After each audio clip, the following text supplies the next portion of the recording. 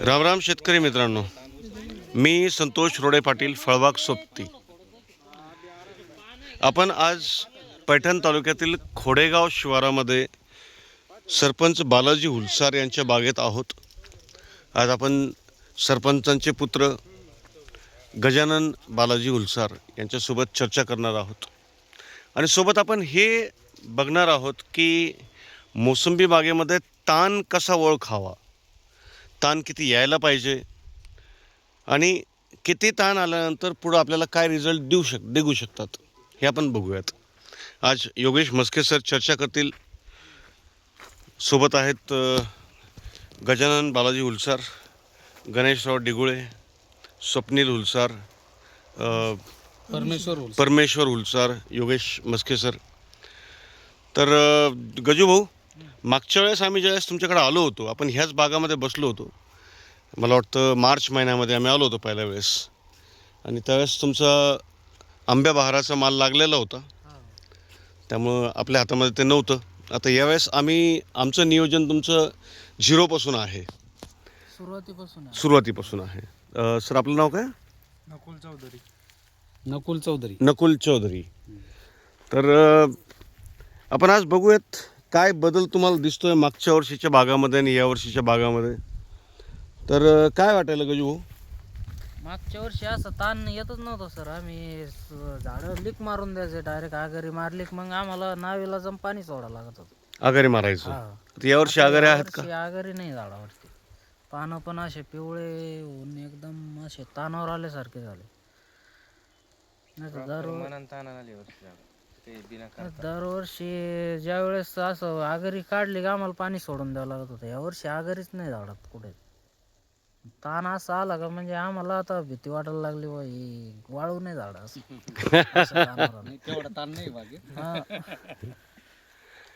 गणू भाऊ, तुम्ही मागच्या वर्षी बाग बघितला होता फोडायच्या वेळेस सरपंचांचा? हा, बघितला होता. काय बदल वाटतो तुम्हाला मागच्या वर्षीपेक्षा आणि या वर्षीपेक्षा? मागच्या वर्षी ह्या वर्षीत लय बदल आहे, भरपूर बदल. मागच्या वर्षी कुण्या काढीत होत्या, आगाऱ्या काढीत होते, तर काही ताण अवस्थेत काही असं म्हणजे 2-3 प्रकारात झाड दाखवत होते, एक प्रत्येक झाड.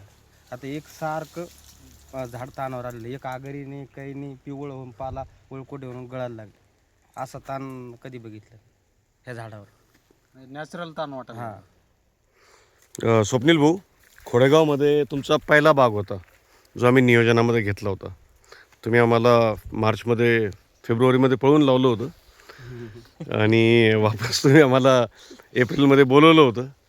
त्यावेळेस मग आपण मिरग्यासाठी ताण दिला होता.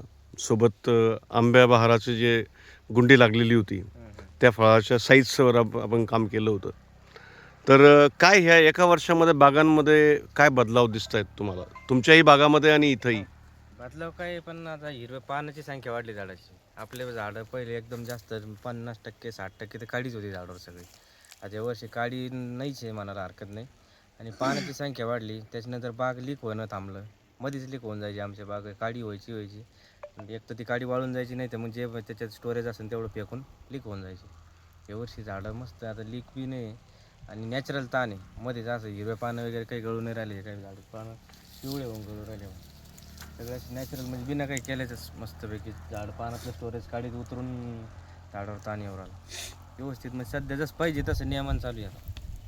असं काही जरी म्हणजे दरवर्षी पहिला याच्यापेक्षा जास्त खर्च करीत होतो, पण आता नियोजन नव्हतं, अंदाजी पंची होतं.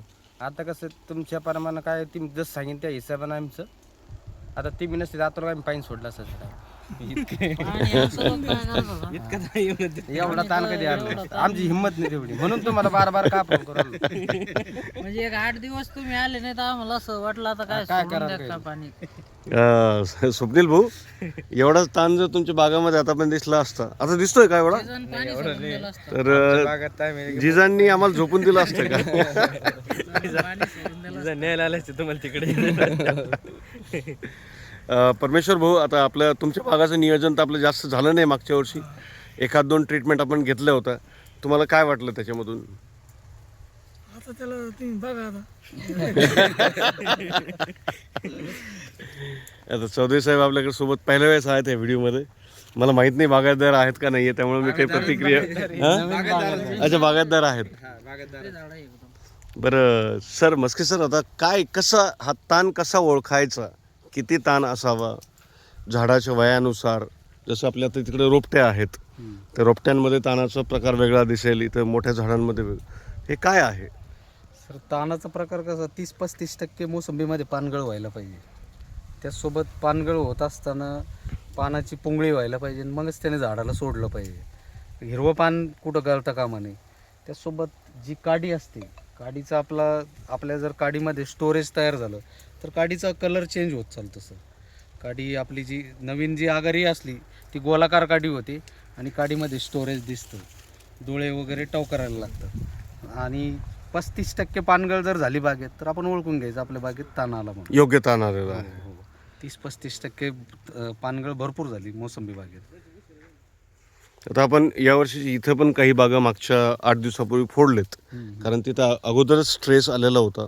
आपण ज्यावेळेस नियोजन सुरू केलं त्यावेळेस जवळजवळ 70-80% तिथं पानगळ झालेली होती. त्यामुळे आपल्याला बाग फोडण्याशिवाय दुसरा काही पर्याय नव्हता. ते लीक झालेले होते, लीक झालेले 40-50% लीक झालेले होते बाग. तर मग आता काडी कशी ओळखायची शेतकऱ्यांनी? हे काडीचा कलर हे बघा ना चेंज होऊ लागला. ही काडी आता जी हिचे जे डोळे फुटणार आहे, काडी गोलाकार झाली, स्टोरेज दिसते तिच्यात, भरल्यावानी दिसते ती, आणि त्याचसोबत तिचे डोळे चमकू लागले. ही डोळे जे चमकतायत आपल्याला हे दिसू लागलं.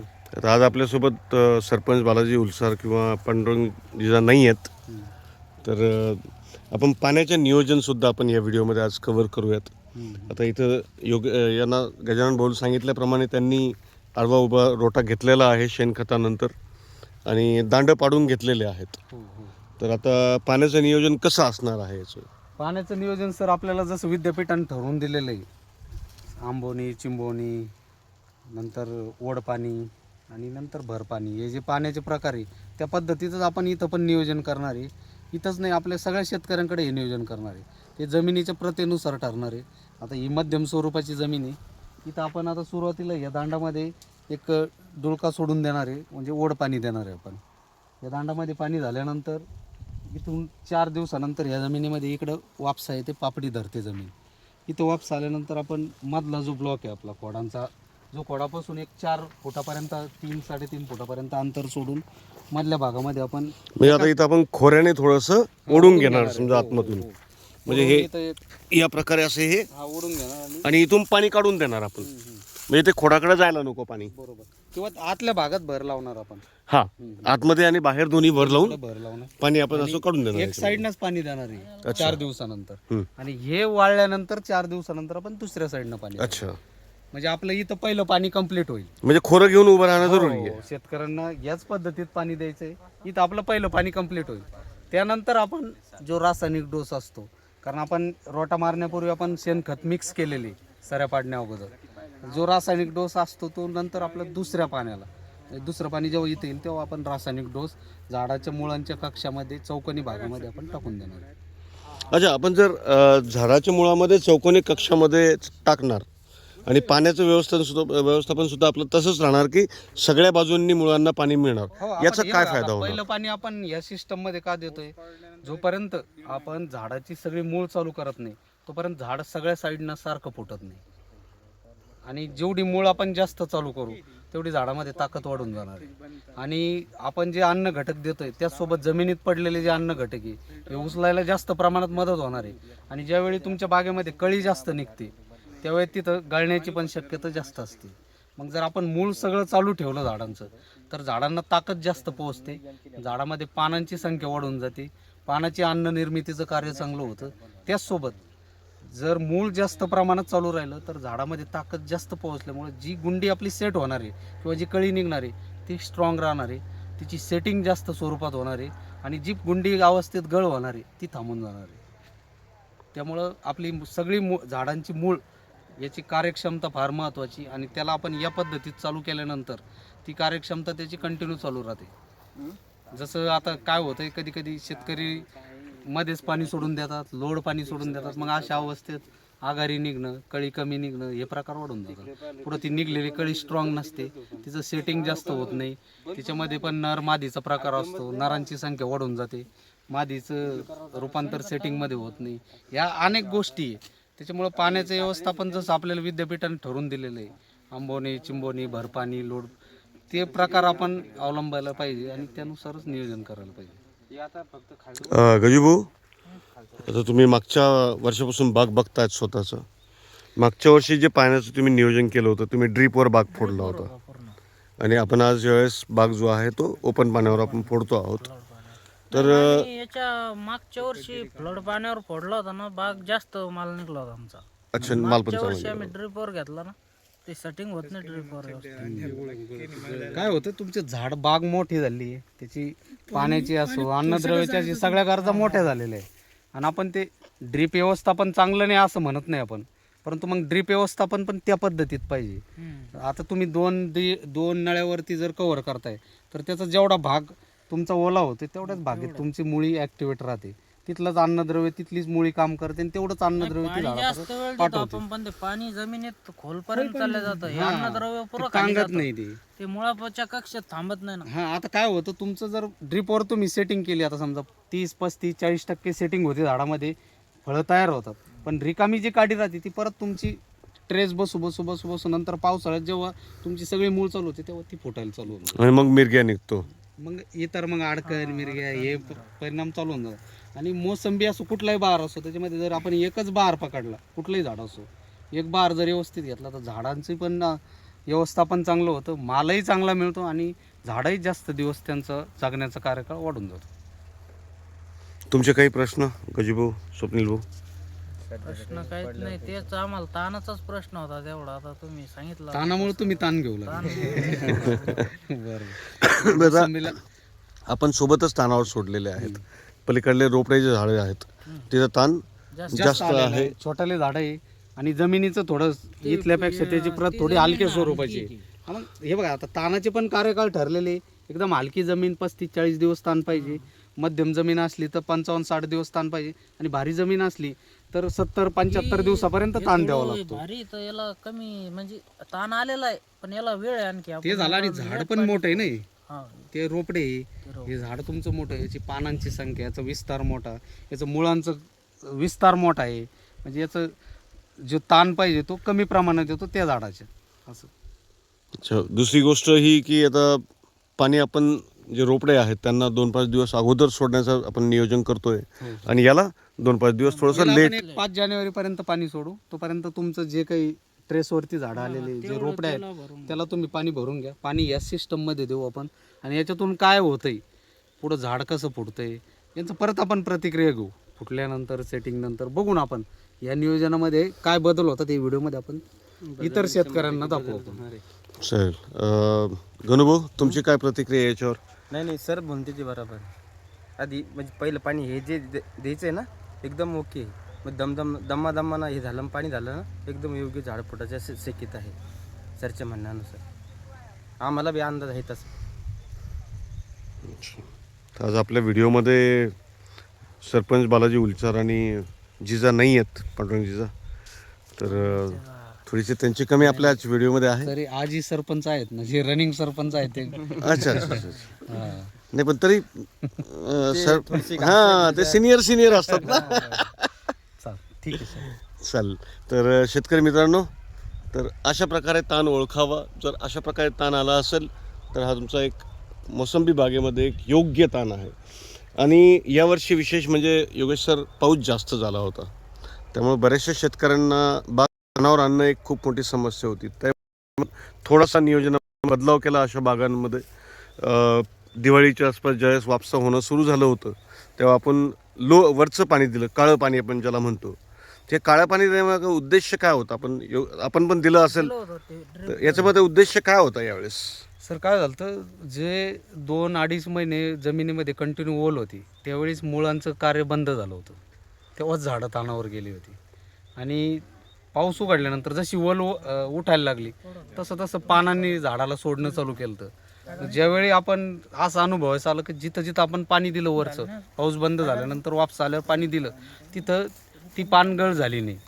आणि त्याचसोबत आपण काही स्टोरेज फवारण्या दिल्या होत्या त्यावेळी, जी काही इंटिग्रेटेड फवारणी असेल अन्नद्रव्याची ती आपण दिली होती. त्यामुळं काय झालं, त्याच्यावर जी आघारी आली ती आघारी पण मॅच्युअर्ड झाली, स्टोरेज एक तयार झालं आणि जी पानं गळणारी होती त्याचं प्रमाण कमी झालं.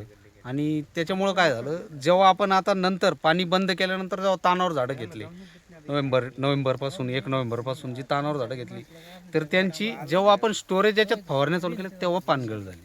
ती पानं नोव्हेंबरपर्यंत टिकून राहिली.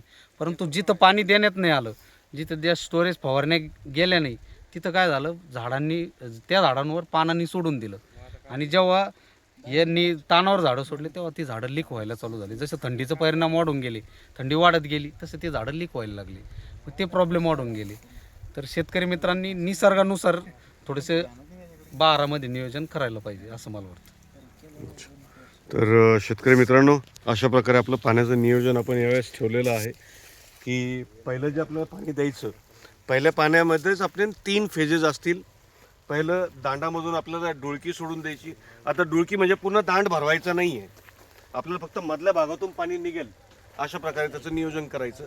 त्यासाठी खोरं हातात घेऊन उभं राहायचं बरं का. त्यानंतर आपण ज्यावेळेस 3 दिवसाच्या गॅपनंतर 4थ्या दिवशी ज्यावेळेस पाणी देऊ त्यावेळेस आपण झाडाच्या एका बाजूने पाणी देणार आहोत. आणि त्यासाठी तुम्हाला खोरं घेऊन याच्यासाठी उभं राहायचं की पाणी आपल्याला असं काढून द्यायचं.